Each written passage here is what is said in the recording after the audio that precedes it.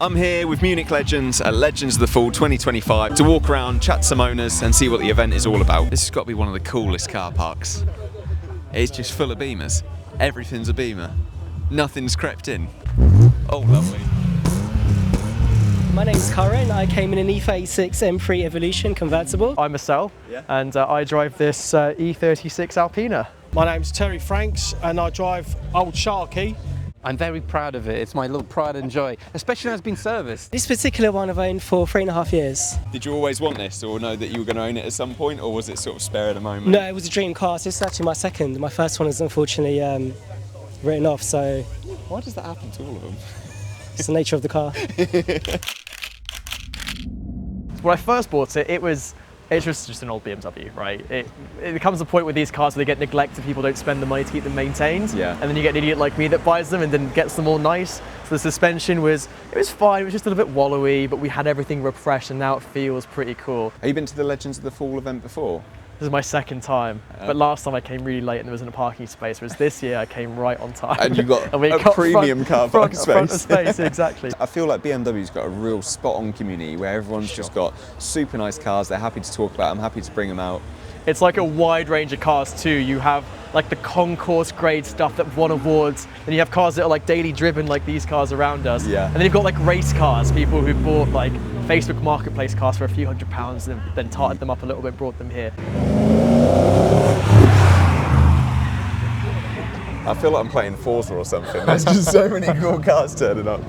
So this is yours? Yes. It's an E39 B10 V8. Amazing. A V8? Yes. Naturally aspirated, of course. And this specific car was originally bought from Munich Legends. Oh, it's from right Munich here. Legends? Yeah. Okay. This is a 1997 car, and it's one of the very early B10 V8s. I'm also born in 1997. Okay, so okay, it's yeah, a perfect gonna match. Can we see the engine bay? Yeah, sure. Always happy to see a V8. So yeah, I try to keep it as standard as well. It's clean in there too. Yeah. And do you drive it daily, or is it a Sunday car? It's like a semi-daily. Okay. I only do some of the road trips and events, and I brought it back to Buchloe. That's the factory of Alpina in Germany. Yeah. Oh, so that's like 2,000-mile road trip. It never missed a bit. And how's the event today? How have you found it? It's amazing. It's like home in the UK. I mean, he's smoking a cigarette over the engine bay. It's got to be his. That is clean. I believe I've just found Michael from Candy Showroom. Good afternoon. Hello. Yeah. Oh, I've got one already. I've never been here before. This is my first time at Munich Legends, and my first time like in the pub section. I didn't realise they're literally next door to the pub. Very convenient for events like this. Yeah. I'm surprised these events don't happen more often. Every year. Yeah, once a year, right? Yeah. Yeah, do it more often. This is a great every little weekend. spot. Every single weekend. Yeah. I am a BMW guy like through and through. I've had BMWs now for a decade of my life. Just BMWs, nothing else. And we're still in front of yours. I just got this back from the shop yesterday, so it runs like clockwork. Everything's smooth. It sounds great. New oil in it. It just feels good to use and to drive. Yeah. But there's something really rewarding about just being able to sit back in comfort, looking good, and having the windows down and having your mates in the car during summer. What colour is that? Because it's like this grey brown and it just looks really, really lovely. Yeah, it's overcast now, so it's not really popping, but in direct sunlight it turns very bronze. It's called Mojave Brown, named after the desert, I believe in America. Yeah, Fact check. cameraman's nodding. I feel proud to have my car, and I haven't felt that in ages. That is an M1. It's for sale. Anyone's interested? What we got here? 11k, 52,000 miles. Bloody lovely. This is one of the rarest BMWs you'll find. It's rare because it's got a Porsche badge on the front of it. My name's Harry. I've bought my E46 M3 Coupe in ruby red. And what makes this car so special? It's the colour combination. I don't think you would see another car in this sort of combination. What drew me in is the interior trims and the extended champagne interior, and I said I had to go for it. And what brings you to the Munich Legends event itself? In general, I don't really have time to go to car meets and shows and events. Like today, it was my day off at work, so I thought, you know what, let's come down. It's not your typical sort of event, really, where there's people doing burnouts and racing up and down. You see some of the rare cars come out for the some of these cars are locked away in people's garages. They don't want to bring them out, but there's some cars here which you don't see every day.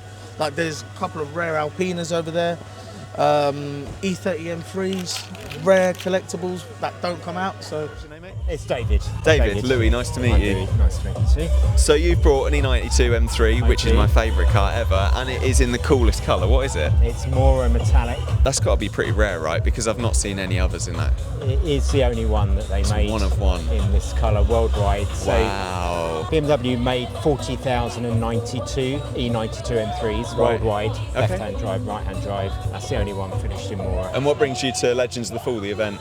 I came down last year. It was a great event, so I thought I'd come down today. And it's a really cool event. It feels like it's got a really nice community. Absolutely. It's a great venue and great selection of cars. Yeah. I mean, every car has got something special about it. Yeah, and it feels special as well when you've got someone like Munich Legends hosting the event. You've got passionate, enthusiastic people that really know what they're on about, bringing all the best cars together. So it feels like it's all part of the same passion. That's right, that's right. Let's go and chat to someone in the garage, because this looks cool. I'm here with Craig at Munich Legends in the garage. How is it having people sort of walking around? Yeah, it's really good. It's nice to see things from their perspective. It's nice to put a face to a car quite often. This has had a full nut and bolt restoration with us. James got to do all the work on it. I believe it was some time ago. It's been back for a few touch-ups. What's your favourite car to work on? I don't know about to work on, but favourite car would be E90 M3. Very cool. Favourite car to drive. Yeah. And in what colour? Not too picky about the colour, because it's all about the car for me. So yeah, you're all about the driving experience. Yeah. And what is the driving experience like? It's got a lot of usable power, so you can really enjoy it all the way through the rev range, as opposed to the newer M cars being worried you're going to end up in a bush or something. And do you feel like working on the cars gives you a different opinion of them? Yeah, of course it does. I've always been very biased because I've only ever worked on them. And so you'll see something beautiful and go, that's a piece of shit, they fall apart all the time. Yeah, it's got the wrong badge on it. Yeah, you start picking holes in it. Yeah. This is what makes Legends of the Fall so cool. You've got an E30 M3 up there. Everyone could just wander in, have a look around. I'm here with James, who is... So I manage the restoration department and I'm master technician. How long have you been at Munich Legends for? 15, 16 years, I think. Wow, okay. So they've just kept you in here for 15 years and they don't let you out? Yeah, no, I just get locked in. And how's Legends of the Fall this year? Yeah, great. Looks like a really good turnout. Yeah, and have you been round outside the pub? Yeah, I just had a look, gone and grabbed some food and seen all the really cars cool cars about. I suppose you're used to it working in here, you've always got them. So. Yeah, you get a bit snowblind to it and then tonight reminds you. It's always quite nice every year it rolls around. We don't want to be like a dealer where there's the isolation from the workshop and the people who work here. We have a good close relationship with all like the customers and clients. Yeah. And that's the way it should be. And so you've got an E30 M3 on display? Yeah, that's right. Yeah. How come? So this is in the sort of final stages of a full restoration. Okay, but it's another thing that makes this event really cool is that we came down here, it was up and everyone's underneath it having a look around. It's not like there's some red rope and you can't cross over. It's so open, which is really cool. A lot of people I've had to be like, please come in and have a look. That's what we're about. It's so nice we have people pop over when they're over from, we had some guys come around the other day, they're just on holiday from Portugal, I think, and they were like, oh, he's a massive BMW fan, and we had to swing by sort of thing, and they were like chuffed that we'd shown them around and everything, but that's what it's all about, isn't it? Well, everyone says everything's got a price, but the amount of money that I'd want for it would be ferocious. No one would give me it. And if I bought that, I'd want to buy original Alpina. So you really love this thing? Oh no, this is stunning. I mean, you get in it, it starts up, you're just driving it, it just feels, it's so tight. Trust me, it drives better than most modern cars. Won't accelerate modern cars, but the pure you've got driving that connection, of it, to the road. You just put it in sport mode if you want, and it's a nice gradual pickup, and if you're crazy enough, it would do silly speed. But even on the motorway, I do 60, I don't tow it, and it's just a nice cruise. You could drive to the south of France and get out and think, I'm all fresh. Do you know what I mean? So, and what makes you bring it to Legends of the Fall? I've been coming here for quite a few years for servicing bits and pieces, and it's just a good meet-up. You get a very eclectic of old and new. Dan, Stu and all the crew, they're all really knowledgeable, really enthusiastic, and it's just nice, you know what I mean? But this event's worth driving to. Oh God, yeah, anyone that comes here, it's such a good meeting. Because you've got people like who park their cars here, pride and joy is here, and then of course in the front you've got all the cars that are normally for sale or something a little bit extra special. You drive down the road and it means business. It's not ultra fast, but it's a cruiser, but it's just a nice car to drive. Oh, lovely. Car porn everywhere. Infinite car porn. If you want help with a car, bring it to a Munich Legends event because they'll fix it for free. My name's Richard, long-standing serial BMW addict. What was the BMW that made you go Beamer? First was my pretty much first proper job. My boss had a E30 325. I volunteered and he gave me the keys for the car and I took it out for the day and just was really sold on it. What is it that draws you to the Legends the Fall event? Probably this is maybe the 5th year I've come. Not too far from home, but there's always a good mix of people, some interesting cars, some familiar faces. And great people everywhere. Few boy races. Few boy races. Yeah, it's just a great friendly event. I'm fascinated as much as your view, given your age. I've got a son and I'm just seeing it out what he takes to, what he thinks is cool, but also what he likes driving. And one day, if ever I throw him the keys of an E30 M3 and he drives it, after all of the chat that I've seen, does he go, oh my gosh, this is gutless, you've got to wring its neck to get any drive? No, or I think is he that's actually special. going to go, And wow, I think if anything, that's more special because we're growing up with so much tech and everything's so dry and dull. Going into an old car, it's a bit problematic and it doesn't start straight away, but when it does, you're immediately more connected to it. There's a passion that you can't get from jumping in some hybrid that does everything for you. I think that the 80s, 90s, early 2000s cars are the ones that will stick around even for the generations that haven't grown up alongside them. But looking back, that's my hope anyway. Maybe that's a romantic view of it. I've sort of, as I've got older and had a bit of spare cash, I've ended up buying all the stuff that obviously I couldn't afford when I was in my mid-20s, but it was also the stuff that you saw on the touring cars circuit, which that's where BMW cut its teeth. It's Will from Verka, not work. What is Verka? It's a BMW magazine. I suppose that's in the most simple terms. In a more complicated way, the long answer is quality, in-depth magazine that kind of focuses on BMW culture as well as the cars. So what made you start the magazine in the first place? I wanted this magazine to exist. I wanted to read it, so I suppose that's why I wanted it to, I thought it would go well, because at least I knew there was one person who wanted it.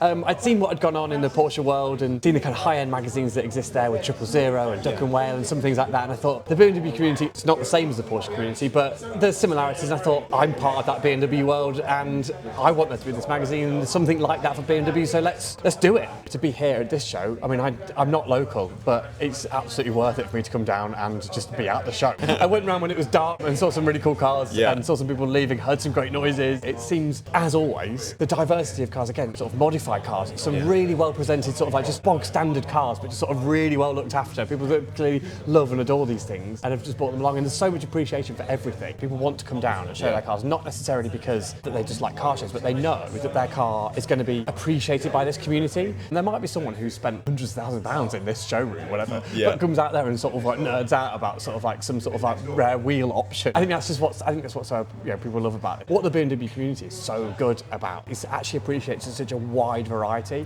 Everyone loves an M car. Alpinas are really special, but also lots of people get into BMWs because they bought a cheap 318 when they were 17 or in their early 20s, and and they still appreciate that car. That's what all these people are doing. They aren't just turning up because there's some flash expensive cars. They're turning up because they like all BMWs. Everything is very beautiful. I want all of these magazines everywhere. That's a wrap for Legends of the Fall 2025. Munich Legends done a cracking job of just bringing the community together. Everyone's super grounded, and it just feels like no matter what car you turned up in, you're all part of the same thing, which is a passion for BMW. So really cool event. Can't wait for next year, and thanks for watching.